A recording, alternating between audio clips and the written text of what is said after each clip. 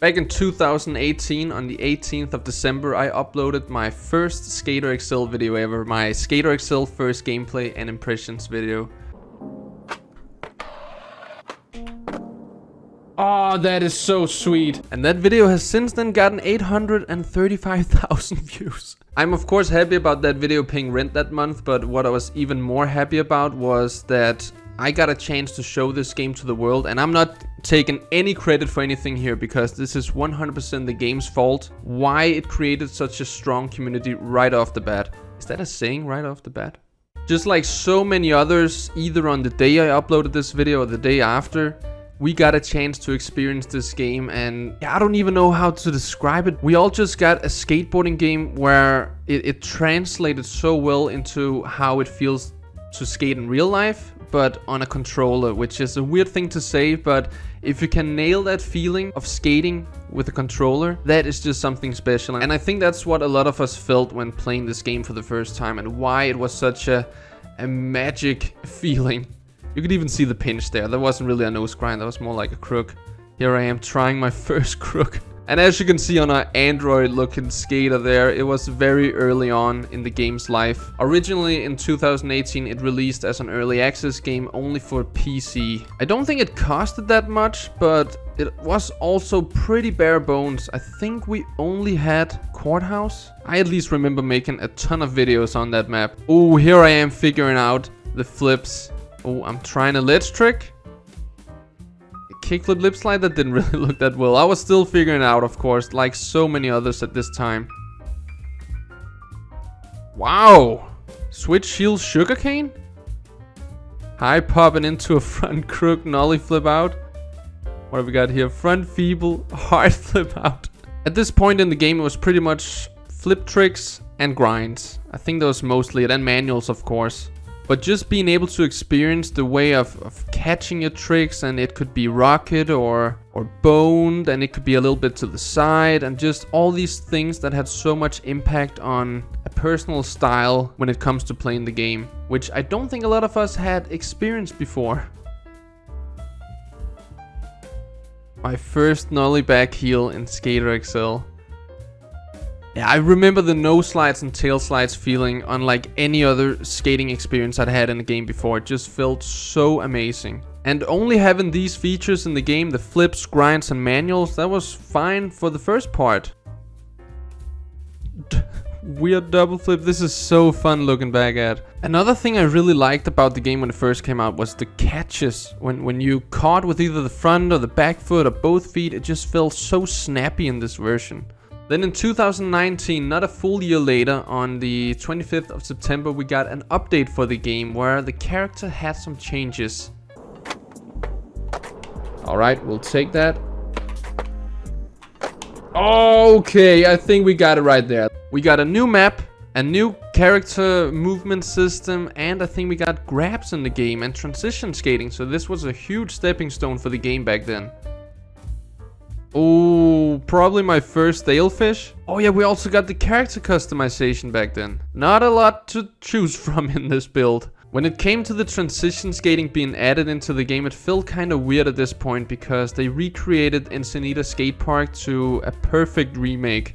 So everything was 1-to-1 in scale, and they didn't feel like that translated that well into their game. Which with the bowl here at Encinita Skate Park, I can kind of follow on that, but with the general stuff, I think it was sized pretty good. That's of course also because we're used to vanilla, where you pop a bit higher, you go a bit faster, float a bit more, so some of the more realistic looking stair sets later on in the video, that's probably going to be hard to skate, but I can't really remember, to be honest. Now I do remember the game being criticized a bit at this time because the catching with the feet felt a bit off and more floaty, like the board would stop mid-air and then you would kind of put your foot on afterwards.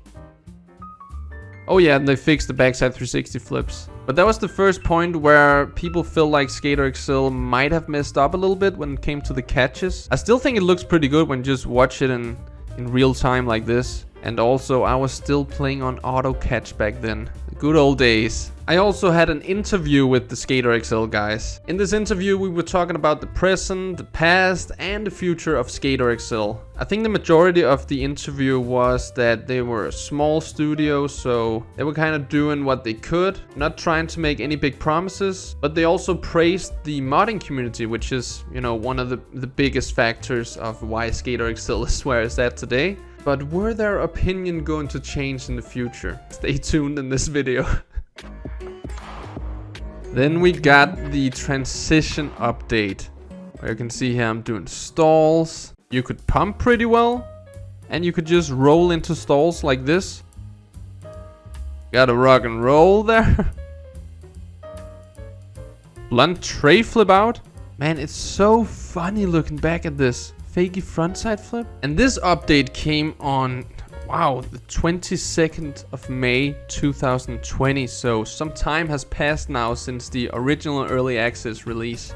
And then I'm guessing this video is when it all released. Oh my god, that was so awesome. I think I was still filming and editing on my laptop back then, so bear with the quality here. Checking out downtown Los Angeles. Man, the memories. The catches were actually looking pretty good here. Wow, that line was sick. Yo, I was killing it back then. But that was pretty much it. We got the full game. Not much had been done to the character movement, the animations. We had some pros in the game, and we had a lot of gear to choose from and some new maps to skate. If you haven't been following the growth of Skater XL, you might be thinking, well, that's gotta get kinda stale quick, right? No, it didn't, because Skater XL is one of the best communities in the gaming world, in my opinion. With the help of community-made mods, this game has just been thriving ever since. And as you guys remember, the Skater XL guys were really impressed with the mods, and they were fully supporting it. Of course, when they had an update, it would probably mess some of the mods up, and the modders would have to update the mods, but they were fully supportive of mods and thought it was awesome to see what kind of things we could do with the game. As I'm just scrolling through my playlist here, I can see that most of it is checking out new custom maps. So without the modders, I would not have been able to make a lot of my videos here. We even got the Blader XL mod. Man, it is just so crazy looking. It's mind-blowing that you can do stuff like this in a skateboarding game. But it was thanks to the mods of Doc Vinci, who I think, due to some personal things with someone in the Easy Day Studios team, got in some controversy. And this is not the first time there was controversy. There was actually the petition where we were asking for a sound update using the sound mod, and also getting a stats menu on console, because the gameplay on console compared to PC was just nowhere close to each other. But there was a bit of a falling out, a ban of Doc Vinci's mods, which I think has since then been revoked. But it seems like he is doing mods again, or at least updating mods for the newer versions of the game. So I don't really know what's going on there, but a lot of people lost respect for Skater XL in this manner. But I think it just added some tension between the player base and the developers of this game, which is sad to say, because this game has been so thriving because of the community, and the community has been able to do awesome things with the game because of how awesome the game was.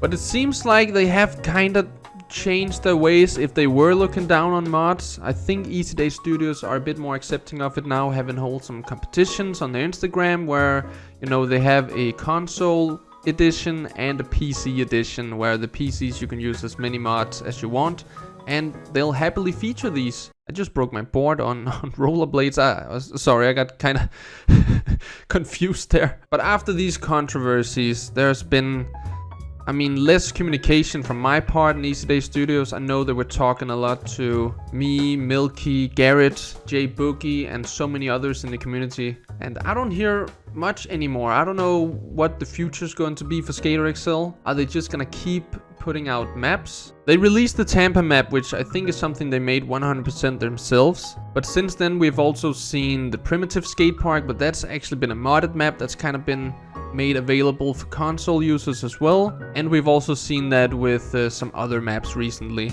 And we don't really know if this is just the way the game is gonna go from now on.